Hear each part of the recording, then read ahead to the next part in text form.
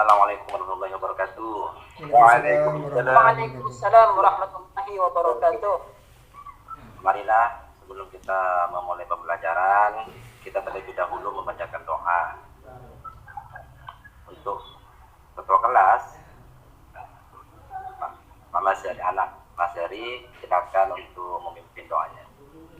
Ya, terima kasih Bapak sudah ditugaskan kepada kami untuk memimpin doa mulai mata pelajaran ini. Mari kawan-kawan kita berdoa karena itu amin. Doa dimulai. Bismillahirrahmanirrahim. Rabbi zidni ilma warzuqni fahma. Rabbi nusri wa yassirli amri wahlul 'uqdatam lisani yafqahu qawli. Amin wa liwalidayya amin. Ya, terima kasih. Selamat pagi anak-anak. Selamat pagi juga Bapak. Semangat pagi anak-anak. Selamat pagi juga Bapak. Ya, terima kasih. Bapak menambah semangat pagi di awal karena ini sudah jam terakhir. Biasanya anak-anak ini sering malas, tidur itu kalau jam terakhir seperti ini. Makanya semangat itu harus tetap pagi meskipun waktunya kita jam terakhir. Jadi semangatnya harus pagi. Baik, bisa dimengerti? Ya Bapak. Kenapa Bapak sering meminta kalian untuk berdoa terlebih dahulu? Karena pengawalan doa semuanya diawali dari sebuah doa. Karena doa itu ibaratkan kita meminta baik kepada Tuhan maupun kepada orang tua kita. Kalau kita masih belum serius ataupun masih itu anak ini dengar-dengar dalam berdoa, ya kita contohkan saja. Coba kita praktekkan kepada orang tua kita. Ketika kita sama orang tua meminta sesuatu sama orang tua, kita tidak pakai sopan santun, ya, kita tidak kata yang baik, kata yang baik. Nah, pertanyaannya apakah dikasih oleh orang tua? Ya, tidak kan? Tidak, Bapak. Apalagi kita memintanya kepada Allah. Ya, makanya semuanya itu diawali dengan doa. Anak-anakku yang soleh-solehah, tema pembelajaran hari ini adalah sholat berjemaah. Jadi materi yang sebelumnya adalah sholat dan di kitab di dalamnya itu ada sholat berjemaah yang minggu kemarin kita tidak sempat membahas karena terkait dengan waktunya habis. Nah di terakhir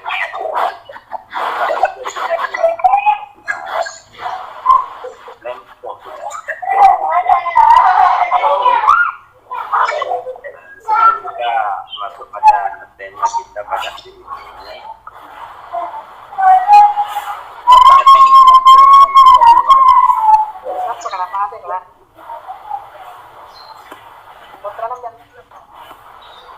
coba Ending Bang, suara tak ending Bang. kok nggak bisa tampil slide-nya? Mungkin ada yang bisa masih masuk slide-nya, sedang dikeluarkan. Enggak ada Ustaz, enggak ada.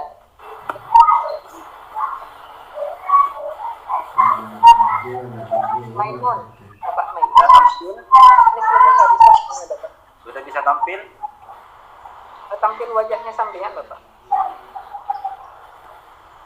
Wajahnya Pak Fauzan. Ya, sudah bisa tampil slide-nya. Belum Pak. Ini Bapak Guru. Bapak, tampil. Sudah ya?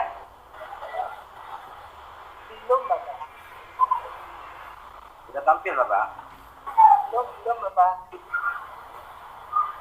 Langsung dikirim Pak ke teman Masih belum tampil. saya Pak. Kirim bakal udah, kirim bakal udah.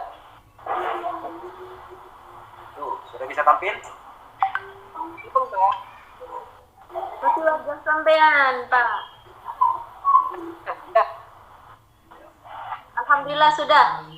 Ya, sudah Pak. ya. Mungkin faktor jaringan. Ya. Silakan anak-anakku sekalian. Buatan kita keluar hari ya dulu ya. Kita amati, kita anak-anakku sekalian, mari amati gambar di depan. Amati gambar di depan. Itu ada gambar 1 dan gambar 2. Nah, setelah nanti kalian tanggapi dari masing-masing peserta didik yang ada di bagian selatan, tengah, apalagi di pojok. Biasanya Jundi itu di pojok sering ngantuk jam-jam terakhir, karena sering hilang itu. Ya. Jadi tema kita pada hari ini adalah tentang sholat berjamaah. Jadi mandi dulu. Ini masalah jaringan. Kok kita bisa geser ini? Sebenarnya di luar Pak. Oh, Di luar. Buka. Yang biasa. Kuson ini dulu Pak. bentar. Coba nanti saya kirim ya. Di luar. Buka di luar sampean. Sambil lalu kirim saja, Pak. Oke. Di luar Zoom. Ya, Sudah bisa kan? Lanjutkan. sudah? Ya. Sampean geser. Ini masih dalam ilmu fikih. Jadi ada keindahan tersendiri dalam sholat berjamaah. Namun sebelumnya kita pahami dulu sub-subnya, sub-materi kita, apa saja yang harus kita pahami. Agar nanti tujuan pembelajaran kita bisa kita capai. Yang pertama ada konsep sholat berjamaah. Yang kedua ada mempraktekkan tata cara kita berjamaah. Dan yang ketiga, setelah kita tahu tata cara mempraktekkan, setidaknya kita bisa membiasakan sholat berjamaah dalam kehidupan sehari-hari kita. Baik, selanjutnya seperti yang Bapak tadi jelaskan, kita amati dulu gambar ini, gambar yang pertama dan yang kedua. Ya, setelah kalian amati semua apa yang kalian dapat dari gambar 1 sampai 2, silakan dipresentasikan. Ya. Siap Bapak. Sebelum nanti kita masuk sama semuanya sudah jelas. Kita akan mempelajari tentang definisi salat berjamaah. Jadi sebelumnya kita pahami dulu. Gambar 1 ada orang sholat, yang nomor 2 juga ada orang sholat. Saya Bapak. Ada yang tahu? Saya Ya, Bapak. dari ketua kelas masih ada. Saya, silakan. Bapak. Nah, Ya, tunggu satu-satu ya, ya. melihat dari gambar Saya yang Bapak. ditampilkan oleh Bapak Guru, ini gambar yang pertama menunjukkan bahwa orang itu sholat, entah itu sholat sunnah atau sholat maktubah. Yang jelas itu adalah sholat maktubah yang diwajibkan 5 waktu, yaitu secara munfarid. Terus yang kedua, gambar yang kedua ini adalah gambar orang sholat berjamaah. Ya, sholat berjamaah atau sholat secara bersama-sama antara ada imam dan juga ada makmum. Mungkin Ya, demikian baik. Bapak Guru.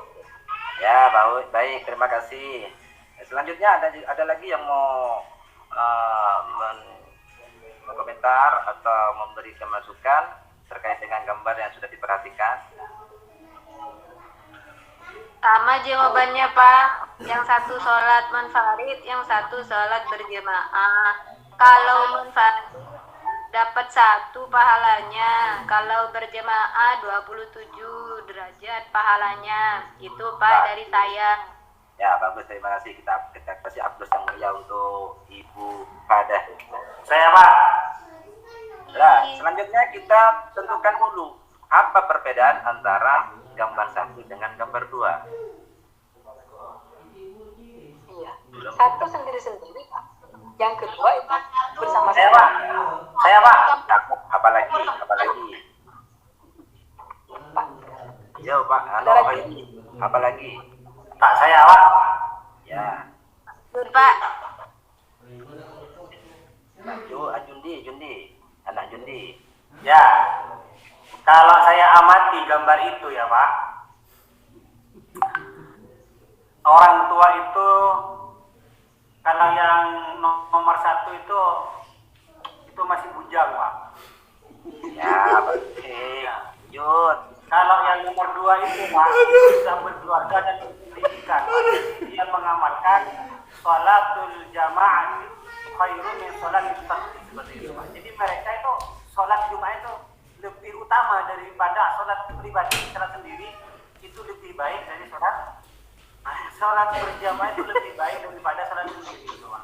Gambar nomor 1. Gambar 1 masih bujang, belum beristri. Ya, terima kasih semua jawaban semua yang sudah dipastikan kalian itu semuanya benar dan bagus. Selanjutnya, sholat berjamaah itu sama halnya dengan sholat fardu. Haram makin ngantok buru Yang pinar. kita laksanakan, Mun Pak Junano. yang kita Sama lakukan Pak. tiap hari. Yang berjamaah dengan sholat fardu itu sama Pak. Ya, tolong anak-anakku sekalian jangan rame dulu ya. Ya Pak, ya Pak. Nah, karena Bapak lagi menjelaskan tentang sholat berjamaah. Ya, coba saya tanyakan lagi. Sholat yang seperti biasanya yang 5 waktu apa saja? Anak Jundi. Zuhur, asar, Terus, maghrib, isya, terus. dan subuh. Apalagi? Duha Pak. Itu Ya, baik, semuanya sudah benar. Rukun dan syarat pada sholat 5 waktu juga berlaku sama halnya dengan sholat berjamaah. Namun ada beberapa hal yang perlu menjadi perhatian tersendiri dalam sholat berjamaah. Apakah itu? Ada yang bisa menjawab?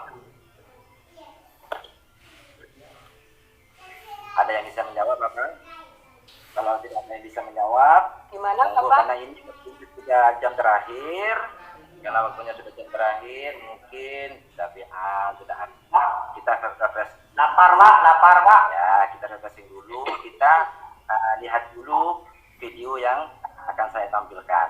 Nah, ya, Bapak ingin memutar sebuah video yang mana video ini berhubungan dengan sholat berjamaah. Silakan ditonton dan dicatat hal-hal yang penting yang berkaitan dengan sholat berjamaah.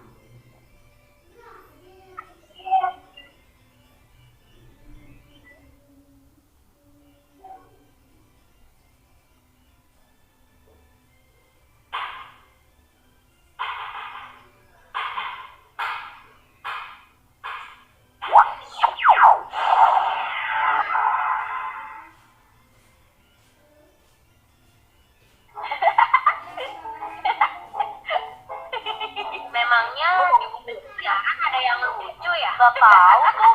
Stres sekali si Dodo. Iya, sama Bang. Mantul, Pak. Mantul, Bapak. Nggak ada ya?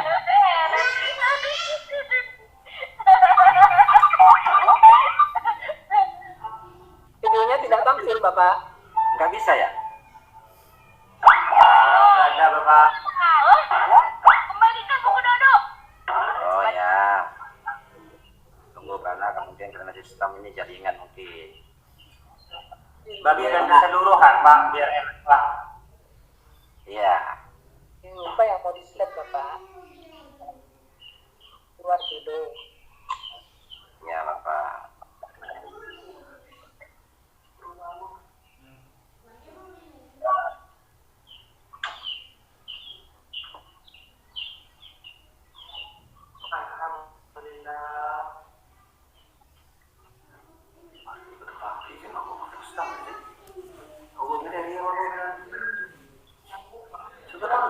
Betul Pak. bisa dimunaro.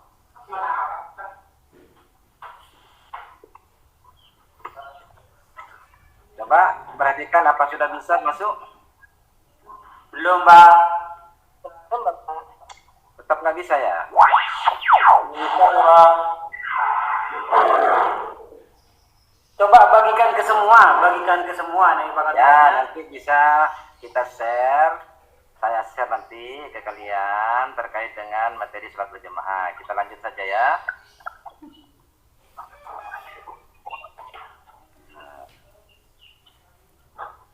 Ini, perhatikan. Ini yang sudah anak-anak kita kalian tadi presentasikan hasil mengamati gambar-gambar yang satu dan yang kedua tentang sholat berjamaah. Di sini ada definisinya. Sholat berjamaah sudah benar. Di sini sudah dijelaskan sholat yang dikerjakan oleh 2 orang atau lebih secara bersama-sama, dan salah seorang dari mereka ada yang menjadi imam, sedangkan yang lainnya menjadi makmum. Dan di sini juga lengkap sudah dijelaskan tentang fadilah sholat berjamaah. Dilihatkan dari Ibnu Umar, bahwasanya pahala Rasulullah bersabda pahala orang sholat berjamaah itu 27 derajat dibandingkan dengan orang yang sholat sendiri. Itu sudah dijelaskan oleh kalian tadinya kan. Jadi Bapak meluruskan saja apa yang sudah dijawab oleh kalian. Terus di sini apa hukum sholat berjamaah? Ada yang tahu? Fardu kifayah, Bapak. Muakkad, Pak. Sunnah muakkad, Pak. Ya, ada yang mengatakan sunnah muakkad, ada yang mengatakan fardu kifayah. Ada lagi? Tidak ada, Pak. Ya, tapi yang lebih masyhur itu biasanya para ulama itu mengatakan itu hukumnya fardu kifayah. Apa fardu kifayah? Fardu yang salah satunya sholat yang salah satunya ketika ada yang mewakilkan. Contoh dalam satu kampung biasanya orang itu harus sholat berjamaah. Hanya kita ya cukup ada pengganti yang sholat itu yang berjamaah cuma 1 atau 2 orang. Itu sudah menjadi atau mewakili dari orang-orang satu kampung itu. Baiklah, kita lanjut. Bisa dipahami? Bisa dipahami anak-anakku? Bisa, Pak. Ya, kita lanjut. Bisa, Pak. Alhamdulillah. Di sini ada syarat sahnya sholat.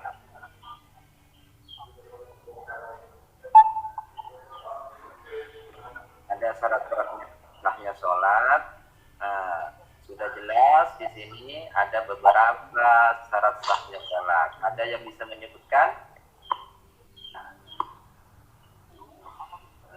Kan?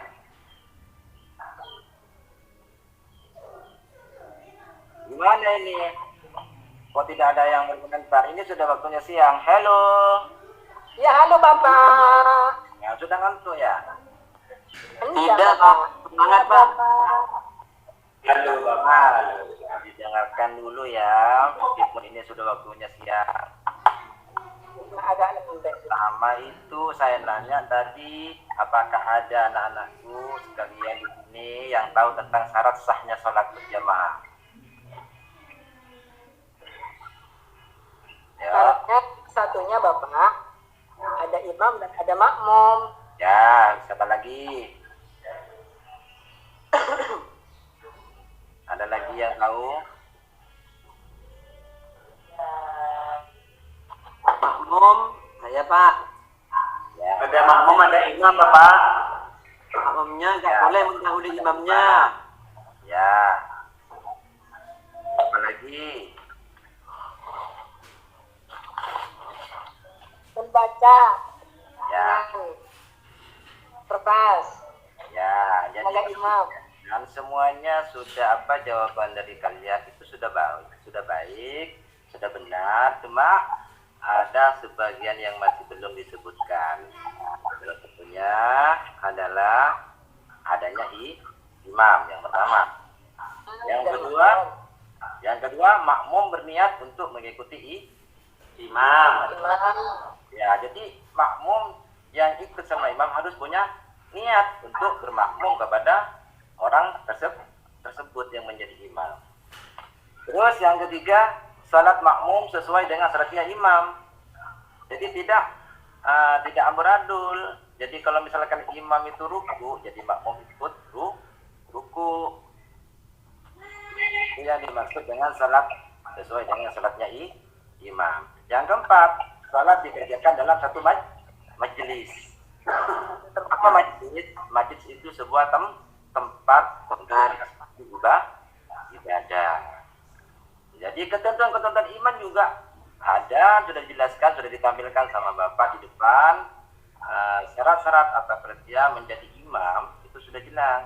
Yang pertama, imam mengetahui syarat dan rukun. Jadi tidak serta-merta orang menjadi imam.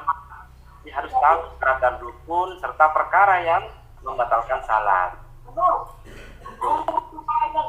Yang kedua, pasti dalam membaca Al-Quran. Yang ketiga, paling luas wawasannya. Maksud luas wawasan itu terkait dengan agama. Harus pintar, itu yang maksudnya. Yang ketiga dan keempat itu berakal sehat, jadi tidak gila. Kalau orang gila tidak ada bisa menjadi imam. Terus setelah itu balik. Jadi orang yang jadi imam itu harus balik, harus dewasa. Jadi kalau orang bisa bermakmum kepada imam yang masih belum dewasa, jadi tidak boleh. Terus yang selanjutnya yaitu imam berdiri pada posisi paling depan. Seorang laki-laki, misalkan ada makmumnya itu terdiri dari laki-laki dan perempuan, maka yang diutamakan di depan adalah makmum laki-laki. Terus selanjutnya tidak sedang bermakmum kepada orang lain. Kalau misalkan sedang bermakmum kepada orang lain, ya tidak bisa menjadi imam. Itu syarat-syarat dan ketentuan menjadi imam. Baik, selanjutnya kita membahas tentang salat dikerjakan dalam satu majelis atau dalam artian makmum, lebih ke makmum. Yang pertama, makmum berniat mengikuti imam, jadi harus punya niat. Walaupun asal norok itu tidak boleh, ya. Asal ngikut itu nggak boleh. Yang kedua, mengetahui gerakan salat imam. Jadi harus sama seperti yang saya katakan tadi. Ketika imam ruku, makmum harus ikut ruku.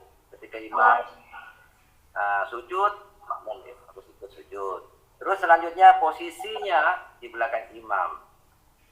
Yang terakhir, hendaklah salat makmum sesuai dengan salat imam. Misalkan imam salat asar, jadi makmum harus salat asar. Tidak boleh ketika imam salat asar, makmum salat duhur. Jadi itu dari pengertian atau definisi dari syarat-syarat sahnya sholat. Selanjutnya, sampai di sini dulu ada pertanyaan? Mungkin ada pertanyaan? Teman? Halo?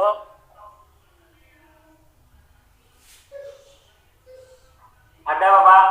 Ya, ada pertanyaan enggak? Ada Pak. Ya, sampai di sini dulu paham? Ada pertanyaan Bapak? Kan materi. Ya, selanjutnya kita bahas tentang Ada yang mau ditanyakan, Bapak? ya, silakan. Ya. Bapak barusan membahas kepada kami, menyampaikan kepada kami, sholat sendirian itu intinya beda dengan ya, pahalanya itu beda. Yang sendirian berapa pahala? Baik. jemaah juga Ya, bagus, pertanyaannya bagus. Ya, mungkin dari teman-teman kalian ada yang bisa menanggapi. Silakan. Pak Yasin mungkin. Oh iya Pak, mencoba menanggapi Pak. Ya, silakan Yasin. Sholatnya orang sendirian itu pahalanya 1 Pak. Kalau berjamaah itu 27. Itu aja Pak. Ada yang lain?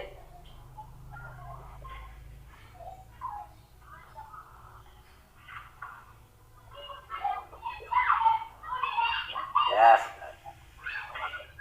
sudah jelas tadi ya, sudah dijelaskan sama Bapak tentang fadilah.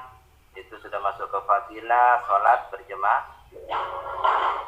ya Bapak, makasih Bapak. Omar, Sayyidina Omar, qala Rasulullah sallallahu alaihi wasallam, tafdalu jumati wa tafdulu ala salatin al-fati putih bisab'in. Ini jemaah. Jadi 27 pahalanya dibandingkan orang salat berjemaah, salat sendirian. Baik. Ya. Bisa lanjut ya. Ya.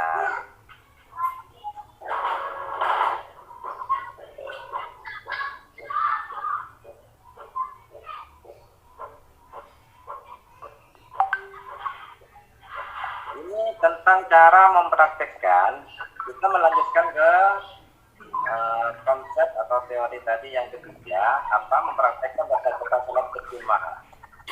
Ini disebut tentang tata cara sholat berjamaah. Yang pertama, sholat berjamaah diawali dengan azan dan iqamah. Iqamah. Ya, itu yang pertama. Sholat berjamaah diawali dengan azan dan iqamah. Yang kedua, barisan sholat belakang imam diisi oleh jamaah laki-laki, sementara jamaah perempuan berada di belakangnya. Oleh perempuan mendahului dari jamaah laki-laki. Yang ketiga, di dalam melaksanakan sholat berjamaah, seorang imam membaca bacaan salat, nyaring, ada yang lirika. Ya, ada yang jahrun, ada yang disir. Apa jahrun? Dinyanyikan. Yang keempat yaitu makmum harus mengikuti gerakan imam dan tidak boleh mendahului imam.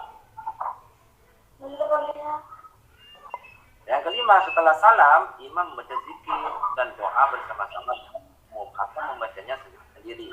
Misalkan setelah sholat kita undangan, berburu-buru mau ada acara keluarga, kita boleh meskipun kita zikirnya tidak bersama dengan imam.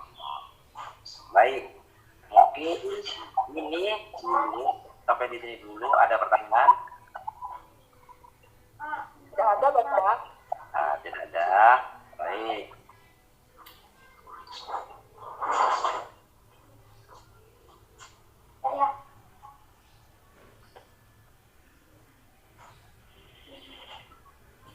Kita melanjutkan materi, terus lanjutkan kita membiasakan sholat berjamaah. Ketika masuk waktu sholat, bersegera menuju ke masjid dan mendengarkan azan.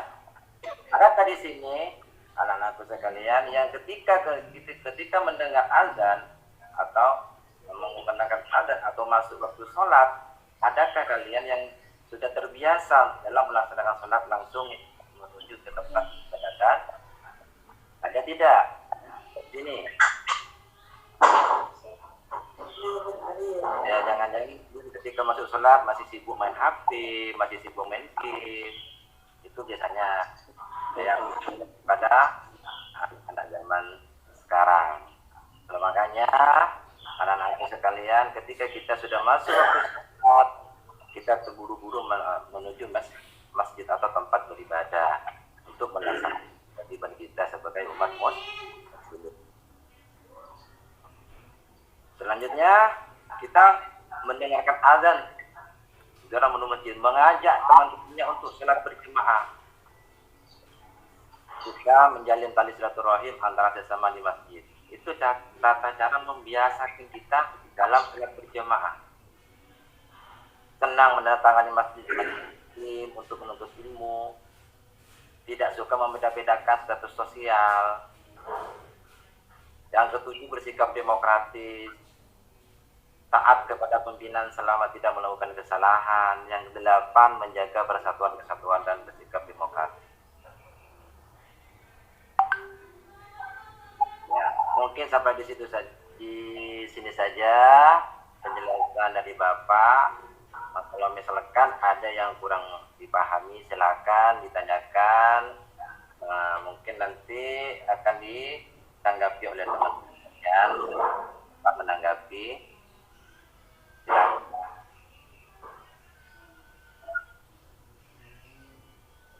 Alhamdulillah sudah puas Bapak. Ya, terima kasih kalau sudah puas. Selanjutnya mungkin sampai di sini saja materi yang Bapak sampaikan, karena terkait dengan jam sudah jam terakhir, mungkin kelihatannya sudah sudah cepat-cepat atau buru-buru mau keluar atau mau pulang. Sampai di sini saja. Kalau misalkan tidak ada pertanyaan, sebelum ditutup, Bapak absen dulu, karena sengaja Bapak absen terakhir kalau misalkan jam terakhir. Karena apa? Karena kebanyakan anak-anak itu sekarang itu misalkan sudah istirahat jam kedua, itu biasanya ada sebagian yang sudah tidak balik lagi ke kelas. Ya, biasanya itu yang sering terjadi itu jundi itu. Baik. Sebelumnya ada Bapak, saya tanyakan dulu siapa saja yang belum masuk, yang tidak masuk pada hari ini. Masuk semua ya? Pak Rofi ini izin Bapak. Izin kemana? Kepentingan keluarga katanya. Oh iya, semoga dalam acaranya Pak, acaranya Rofi, semoga berjalan dengan lancar. Kalau misalkan sudah tidak ada yang mau ditanyakan, mungkin sampai di sini saja penjelasan dari Bapak. Kita lanjut di depan, karena ini masih ada kerja kelompok. Sebenarnya masih ada kerja kelompok, karena waktunya sudah habis. Kita lanjutkan minggu depan. Mungkin itu yang bisa Bapak sampaikan. Kurang lebihnya mohon maaf. Ihdinas siratal mustaqim. Wassalamualaikum warahmatullahi wabarakatuh. Waalaikumsalam. Warahmatullahi wabarakatuh.